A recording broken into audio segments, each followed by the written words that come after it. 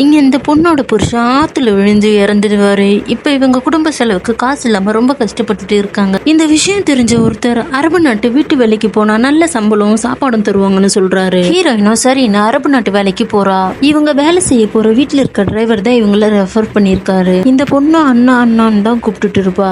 இங்க இந்தோனேஷியாவை சேர்ந்த ஒரு பொண்ணுமே வேலை செஞ்சுட்டு இருப்பா. சமையலை தவிர மத்த எல்லா வேலையும் இந்த பொண்ணு செய்ய சொல்லிடுவாங்க. அந்த பொண்ணு வீட்டு வேலை எல்லாத்தையும் செய்ய ஆரம்பிச்சிருவா. அந்த வீட்டுல இருக்க பெரிய பையன் எப்பவுமே சாப்பிட்டுட்டு கையில ஒரு கத்தியை வச்சுட்டு இருப்பான்.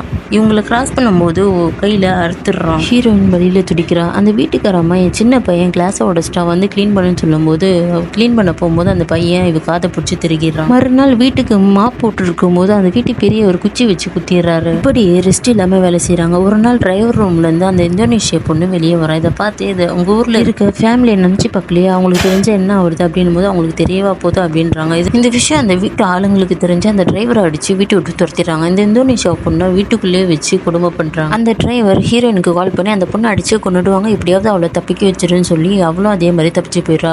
ஆனா அதுக்கப்புறம் ஹீரோயின் தினமும் அடி வாங்கிட்டு கொடுமை அனுபவிக்கிறா. ட்ரெஸ் அயன் பண்ணும்போது ஒழுங்கா அயன் கூடியா பண்ண மாட்டேன் அப்படின்ட்டு சுடு வச்சிடறாங்க. எப்போ கையில கத்தி வச்சிருக்க பையன் தான் வந்து ஆயில்மெண்ட் கொடுத்துட்டு போவான். இங்கே இருந்தா சரிப்பட்டு வராதுன்னு அவங்க வீட்டுல இல்லாத நேரமா இந்த பொண்ணு அங்க வந்து தப்பிச்சு போயிடுறா. அவங்க வீட்டுக்கு வந்து அந்த பொண்ணு இல்லைன்னு தெரிஞ்ச உடனே போலீஸ்ல எங்க வீட்டு நகையெல்லாம் திருடிட்டான்னு கம்ப்ளைண்ட் பண்ணிடுறாங்க.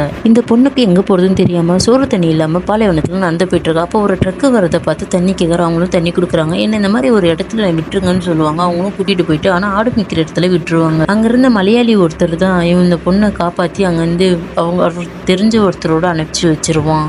இவருக்கும் இந்த பொண்ணு எங்க கூட்டிட்டு போறதுன்னு தெரியாம ரோட்லயே இறக்கி விட்டுருவாரு. அதுக்கப்புறம் மனசு கேட்காம அவர் வீட்டுக்கே கூட்டிட்டு போயிடுவாரு. இது தெரிஞ்ச போலீஸ் இவங்கள அரெஸ்ட் பண்ணி கூட்டிட்டு போயிடுவாங்க. இந்த ஊர்லயே இருக்கிற ஒருத்தர் எல்லாருக்கும் ஹெல்ப் பண்ணுவாரு. அவர் தான் கஷ்டப்பட்டு இந்த பொண்ணை அவங்க சொந்த ஊருக்கே அனுப்பி வைக்கிறாங்க. இந்த மாதிரி உங்க வாழ்க்கையில என்ன இன்னல்களை நீங்க சந்திச்சீங்கன்னு மறக்காம கமெண்ட் பாக்ஸ்ல கமெண்ட் பண்ணிடுங்க.